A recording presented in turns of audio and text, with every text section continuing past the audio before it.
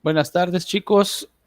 Pues les reitero por ahí la disculpa por no poder estar con ustedes en la clase en vivo, pero bueno, de algo tienen que servir estas herramientas tecnológicas que la pandemia nos ha obligado a recurrir, a utilizar y a sacarle provecho. En este caso estoy haciendo uso de la grabación de Meet y a su vez las ventajas que nos da la herramienta Edpuzzle y que ustedes en su momento también van a poder trabajar. La intención de la sesión es reflexionar ahora, ya lo hicimos la clase pasada, sobre el concepto de temporalidad aplicado al ámbito de la enseñanza de la historia como concepto de segundo orden, pues nos invita a no perder de vista el facilitar a través de determinadas herramientas, recursos de la planeación y demás, pues una reflexión más amplia que no se quede únicamente en las coyunturas o en el cortoplacismo al que se refería en el texto que revisamos la última clase, sino que propicie visiones pues más críticas sobre la ubicación de los procesos históricos en la temporalidad. Y bueno, se nos invitaba a recurrir a Brodel y sus largas duraciones en estos procesos de aprendizaje, ¿no? Y de conocimiento histórico. Ese concepto de temporalidad, acuérdense que nos remitía a su vez a otros conceptos que también ubicamos como de segundo orden, el de cambio y continuidad, por ejemplo, ¿sí? El propio concepto de relevancia, que hace dentro de un orden temporal que determinado acontecimiento sea considerado relevante y sea integrado a estos discursos educativos desde la enseñanza de la historia. En el caso de esta sesión, revisaremos otro concepto de segundo orden que igual concatena a otros mismos, que es el concepto de fuentes, ¿no? ¿Qué entendemos por fuente?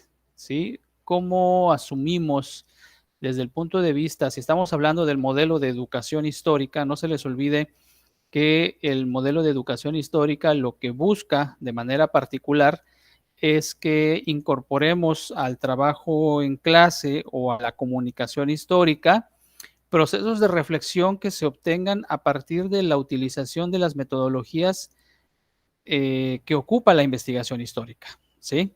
Entonces, todo esto que hacemos como historiadores, bueno, llevarlo al terreno del aula o de la comunicación histórica, no con el propósito de formar historiadores. Si fuera así, qué bueno, pero más bien con el propósito de generar procesos reflexivos, ¿sí? Revalorizaciones del pasado, y que el sujeto asimismo adquiera una conciencia histórica que le permita entender que él es un sujeto histórico, ¿sí? Entonces, este modelo de educación histórica tiene como eje fundamental de sus herramientas de trabajo, pues las fuentes, ¿sí? Y para ello, bueno, pues vamos a reflexionar qué son las fuentes en este proceso de educación histórica. Cuando ustedes han trabajado, los que han tenido oportunidad de trabajar en archivo, pues habrán llevado muchas sorpresas a la hora de encontrar hallazgos que de alguna u otra forma impactan en la manera en la que ustedes comprendían o venían comprendiendo determinado acontecimiento. El trabajo de archivo también nos permite reconocer prácticas de escritura de otro tiempo, aspectos relacionados con la cultura de esos contextos, concepciones y cosmovisiones también que vienen reflejadas, sistemas de valores, etcétera. Entonces, ese trabajo que ustedes hacen en el archivo lo hacen sobre una fuente específica, que son las fuentes impresas, ¿sí? Eh, pero aparte de esas fuentes impresas, nosotros vamos a encontrar otro tipo de fuentes que podemos clasificar en dos tipos, ¿sí? Fuentes materiales y fuentes inmateriales. Las fuentes materiales, bueno, pues si se refieren a aquellos objetos, ¿sí?, tangibles que nosotros podemos tocar y que en su materialidad nos están dando referencias explícitas o implícitas sobre su contexto de producción, ¿sí? Esta taza, por ejemplo, con sus características muy particulares, pues en términos del material con el que está hecho, en términos de la simbología que trae, sus elementos distintivos, etcétera, pues me permite ubicarla o situarla en un contexto específico. Los escritos que nosotros encontramos en los archivos, los restos fósiles también, los restos arquitectónicos, etcétera, etcétera. Todo aquello que de alguna u otra forma nosotros podemos tocar, podemos considerar precisamente como una fuente tangible, ¿sí? Mientras que aquellos elementos que no son tangibles, vamos a denominarlos como evidencias intangibles, pero que también nos remiten a determinados contextos específicos, pues serían, por ejemplo, testimonios orales, ¿sí? Las leyendas, las narraciones, las historias orales son un patrimonio intangible porque se mantiene a partir de la reproducción generacional, ¿sí?, de esos testimonios desde la oralidad. Canciones populares, por ejemplo, grabaciones que nos pueden dar elementos para comprender una determinada época. La comida, por ejemplo, también, a pesar de ser un elemento propiamente tangible, porque nos la comemos, la esencia de la comida remite a determinados contextos. Ustedes acordarán de la película Ratatouille, ¿no?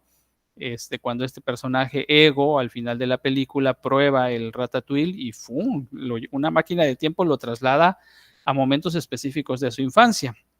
Entonces, como huellas de determinadas épocas, el papel de las fuentes nos permite entonces utilizarlas como herramientas para acceder a esos otros mundos ya superados en una temporalidad, ¿sí?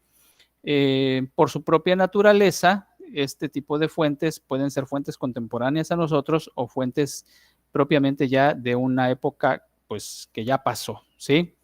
Entonces, son producciones generadas y que obedecen a un contexto, o ya de manera más concreta, en la terminología que usamos como historiadores, estaríamos hablando de las fuentes primarias y las fuentes secundarias, ¿sí? Como fuentes primarias, pues nos estaríamos remitiendo a aquellas obras que fueron producidas en un contexto específico, ¿sí? Los documentos de archivo, por ejemplo, por aquí vamos a ver algunos, ¿sí?, como fuentes primarias, pues son esos vestigios documentales u objetos, en el sentido de objetos, que fueron producidas en una época determinada y que por lo tanto, por sus condiciones de producción, necesitamos ahora interpretarlas, ¿sí? Cuando nosotros hagamos ese proceso de interpretación, entonces estaremos generando pues una fuente secundaria, ¿sí? Como por ejemplo este libro, que incluye precisamente fuentes primarias, porque fueron generadas o fueron producidas en una época, y el resultado es una interpretación que se va a plasmar en una fuente secundaria. Entonces, estos objetos materiales, como miren, esta postal que trae aquí el libro, se me había olvidado que ahí la metí, es del 14 de noviembre de 1959, pues es una comunicación de un tiempo pasado, es una vista de la Alameda, y nos permitiría dialogar con el pasado que contienen estos objetos a partir de ejercicios de interpretación y mecanismos de operación historiográfica específicos, ¿no? Ahora, imagínense llevar eso al aula. Eh, de cómo este documento que tenemos aquí o el trabajo con la prensa nos permitiría llegar a una comprensión distinta de los procesos históricos, ¿sí? ¿Qué, qué tipo de comprensión podemos favorecer cuando llevamos al aula o cuando interactuamos directamente con las fuentes de la historia, ¿sí? ¿Cómo percibirían ustedes en un momento dado el trabajo con estas fuentes históricas? ¿De qué manera podrían contribuir a enriquecer la comprensión del proceso que estamos abordando? Y ya de manera más concreta, para los temas que ustedes eligieron, para sus, que ustedes eligieron para sus proyectos de secuencia didáctica, qué tipo de fuentes van a incorporar, porque tendrán que incorporarlas, ¿sí? Y cuando las incorporen, no se trata tampoco de planear en la secuencia, de decirle al estudiante, ¿no? Analiza los siguientes periódicos que te estamos dando para que a partir de ahí desarrolles un proceso de comprensión o hagas una actividad X, ¿no? No. Si estamos hablando que la educación histórica remite a la comprensión, a la aplicación de los procedimientos propios, hablando de metodologías del trabajo que hace el historiador, pues entonces yo tengo que educar a mi estudiante para que aprenda a hacer uso de las herramientas esenciales con las que trabaja el historiador, ¿sí? Y entonces, en ese ámbito, tenemos que enseñarle primero, o por lo tanto, tendríamos que enseñarle a rastrear la información que le voy a solicitar, ¿sí? Vamos a ver un ejemplo. Yo quiero que los alumnos investiguen sobre las noticias en el Porfiriato, ¿sí? De qué platicaba la gente en el periodo porfirista, y para ello, pues entonces los voy a llevar a que ellos investiguen y aprendan a usar, ¿sí? A partir de la aplicación de determinados procedimientos que hace el historiador, pues aprendan a rastrear información, ¿no? Entonces, supongamos que fulanito quiere trabajar sobre no sé, sobre el suicidio, ¿sí? Entonces, yo le voy a enseñar en mi secuencia didáctica como actividad, no sé si de inicio, desarrollo o cierre, dependiendo de cómo lo planeen, yo le voy a indicar al estudiante que a partir de un rastreo en el archivo digital de la Hemeroteca Nacional de México, elabora una, un reporte en el que expliques de qué manera el tema del suicidio se trataba en la prensa del Porfiriato, ¿sí? Y entonces yo le voy a enseñar o le voy a indicar a través de un tutorial o qué sé yo, bueno, pues que tiene que entrar a la página, tiene que buscar palabras clave, tiene que ubicar el periodo que estamos hablando. Entonces aquí están las fechas del Porfiriato y dice el alumno, bueno, yo voy a hacer el Porfiriato en el año de 1900, ¿sí? ¿Por qué se suicidaba la gente o cómo interpretaba la prensa el suicidio en el año de 1900? Y entonces este instrumento le va a arrojar que para el año 1900 todos estos periódicos estaban vigentes en el Porfiriato, o al menos de esos se tiene cuenta, ¿sí? Entonces el alumno tendrá que decidir si va a tocar el tema del suicidio, pues desde cuál de ellos, ¿no? Entonces, por ejemplo, el amigo de el Chisme, fíjense, un periódico que se llama El Chisme recoge 83 casos de suicidio, según esto. Vamos a ver qué dice, ¿sí? El crimen de Orcival, vamos a ver, vamos a leer qué dice sobre el suicidio aquí en el crimen de Orcival. Héctor decía la verdad, si no se lo explicase, estaba todavía bajo el imperio de las angustias producidas por el suicidio frustrado. Bueno, este no me va a servir a mí. El alumno tendrá que determinar qué es lo que le va a servir y qué no. Aquí tenemos otro, el chisme, ¿sí? Odio hereditario, asesinato, doble suicidio. Miren, aquí, por ejemplo, el aspecto del crimen, ¿sí? Ahora a lo mejor quiero verlo en el periódico El Contemporáneo, ¿sí? Cómo trata el periódico El Contemporáneo el tema del suicidio. Y entonces aquí viene una nota específica sobre el suicidio, ¿sí? Vamos a leerla en un momento. ¿Qué dice el suicidio? Dice, a no ser la nunca interrumpida serie que buscan la muerte lentamente al entregarse al vicio de la embriaguez, apurando el terrible mezcal, muy tarde en tarde tiene la prensa potosina el triste sentimiento de dar cuenta de algún suicidio. El sábado se registró uno de esos acontecimientos y como siempre, ojo, el desesperado de la vida fue un joven que apenas comenzaba a iniciarse en los tristes sucesos que constituyen la carrera del ser humano. Ahí hay un indicador que me va a ayudar a que mi estudiante, ¿sí? Vaya identificando ese tipo de énfasis, ¿no? Por ejemplo, ¿quiénes son los que más se suicidan en el porfiriato? Y ahí dice que son, o da a entender que son los jóvenes, ¿sí? El joven Vicente Espinoso, lastimado por disgustos de familia, tomó de donde era regular la guardara su padre el arma fatal, una pistola, y dirigiéndose al WC de la casa, llevó a cabo su resolución disparándose un tiro en la sien derecha que le causó la muerte. Corre la versión de que el joven imprudentemente manejaba la pistola que se encontró en la misión. Bueno, eso ya es otra cosa. Pero si yo quisiera que los estudiantes se adentraran a aspectos específicos de un proceso más amplio como el porfiriato, bueno, pues puedo recurrir a este tipo de fuentes, que son fuentes primarias, porque son fuentes de la época, ¿no? Del 13 de septiembre de 1900, que le van a ayudar a, uno, a desarrollar habilidades para la investigación, ¿sí? Ese sería como el plus que más allá de la comprensión histórica le daría el tener la capacidad de hacer rastreos de investigación, porque para poder encontrar un elemento de interés, pues obviamente hay que seleccionar o tener palabras claves. A lo mejor yo quiero que ellos investiguen sobre otros acontecimientos más específicos, ¿sí?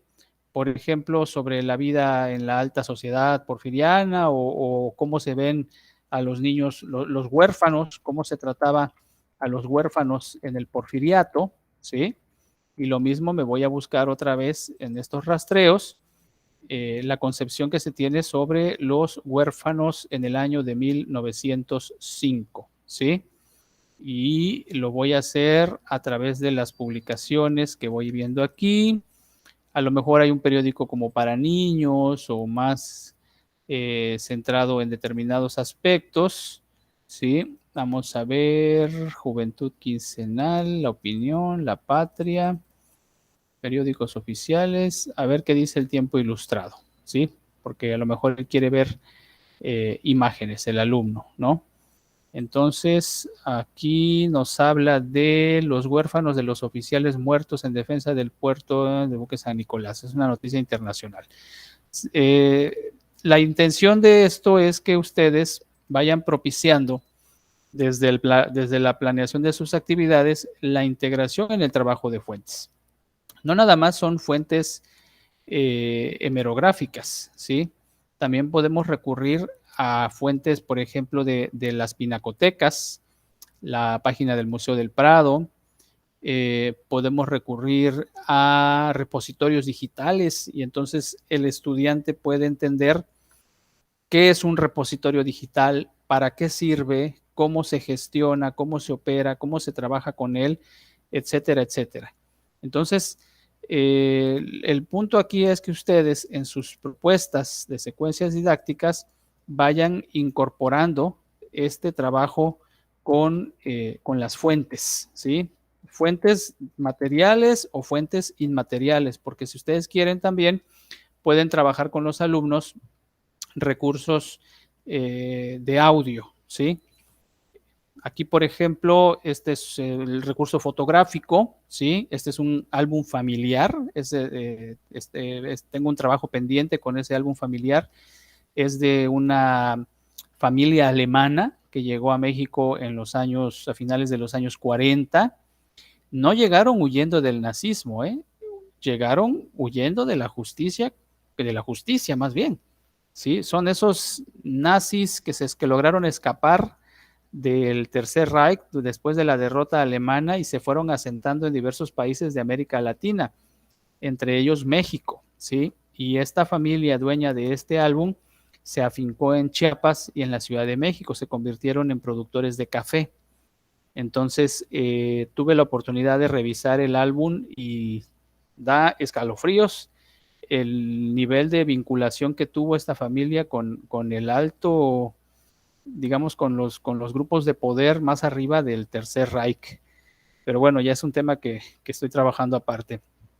Entonces, una vez que entendemos este sentido de las fuentes, ¿sí?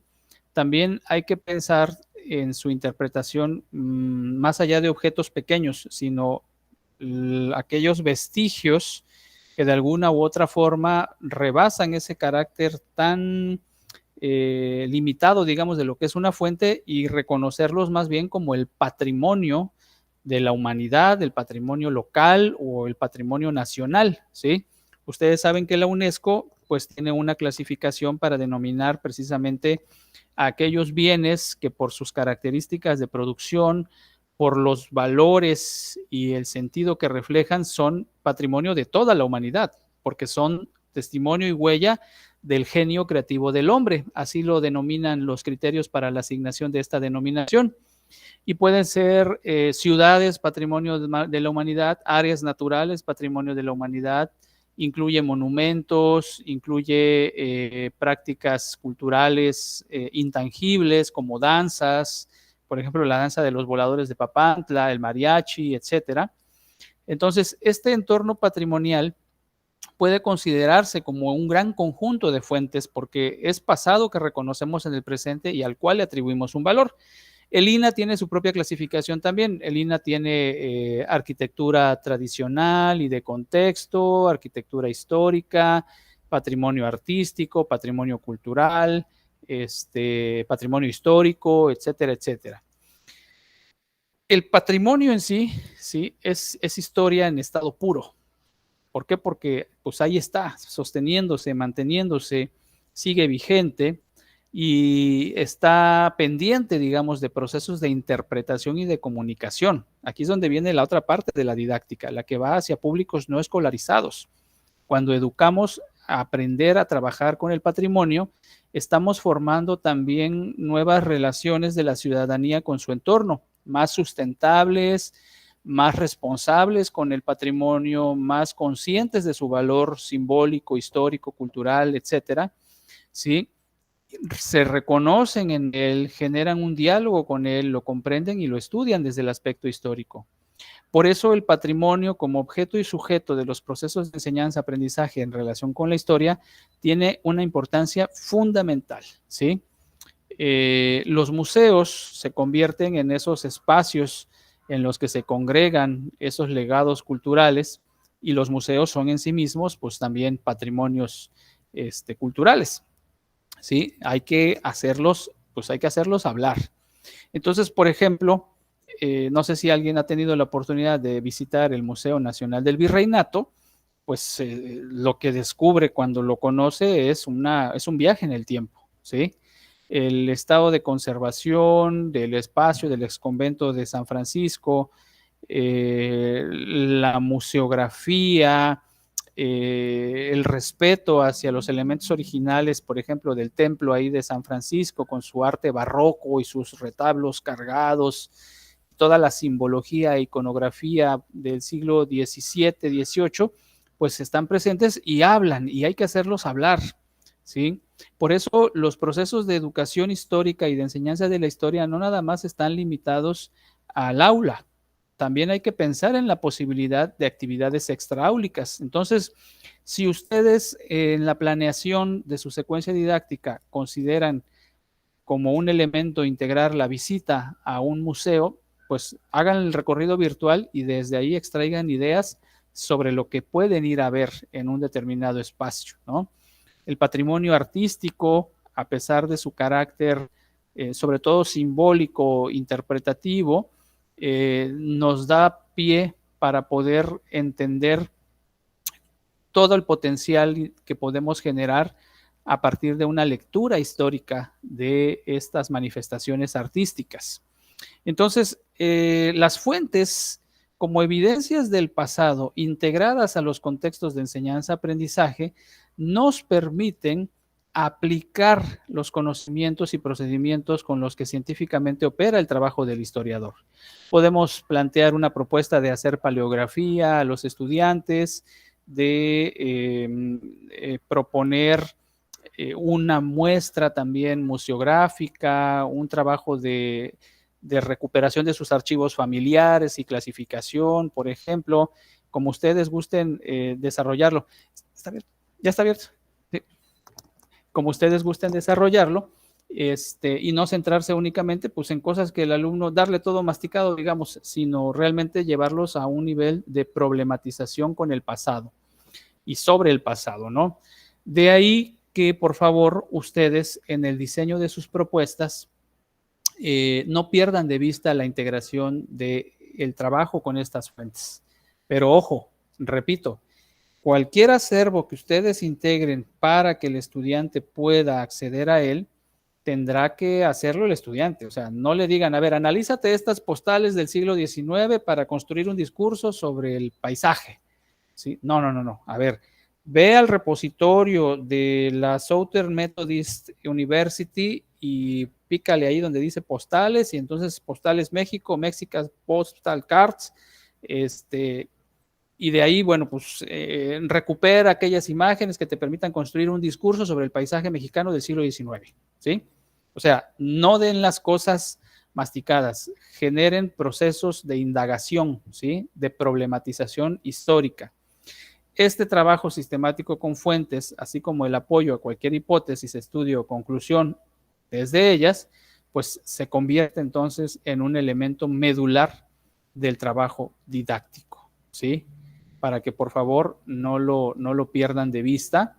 Y entonces, la tarea para la próxima clase, ¿sí? Es entregar ya les voy a habilitar en Eminus para que integren la primera parte de la secuencia didáctica, que comprendería la identificación del concepto de primer orden, la pregunta problema con los propósitos de la secuencia, los aprendizajes esperados, los contenidos procedimentales, actitudinales y temáticos, y hasta ahí. Todavía vamos a dejar pendiente el desarrollo de la secuencia, pero ustedes ya lo tienen que ir visualizando, ¿eh? O sea, ya tienen que ir visualizando cómo lo van a hacer. ¿Qué van a poner al inicio? ¿Qué van a poner en el desarrollo? ¿Qué van a poner en el cierre? ¿Sí? Y tendrán que integrar entonces ahora también, ¿sí? El trabajo con fuentes a esa propuesta didáctica con los lineamientos que les estaba comentando. También se va a subir en Eminus 2 lecturas sobre la empatía histórica.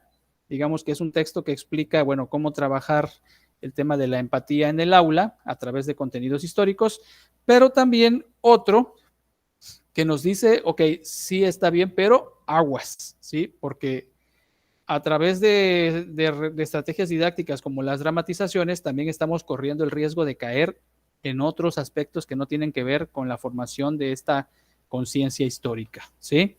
Entonces, a grandes rasgos, de esto se trata la propuesta que ustedes, de esto se trataría más bien el trabajo que ustedes tienen que realizar. En Eminus, repito, va a quedar cargada toda esta actividad y ya en la siguiente clase me van a comentar sus preguntas, problemas, ¿sí? Es más, ahorita voy a ver para que las dejen aquí plasmadas de una vez y en esa misma clase vamos a discutir la actividad con base en las dos lecturas que también se cargan a Eminus, ¿sí? Pues eso sería todo de mi parte. Ya en esta herramienta de Edpuzzle, pues voy a evaluar su comprensión del tema y ya si tienen dudas específicas les pido que las planteen en la próxima sesión. Pues muchas gracias, eso sería todo. Quedamos en contacto y nos vemos entonces el jueves de la siguiente semana.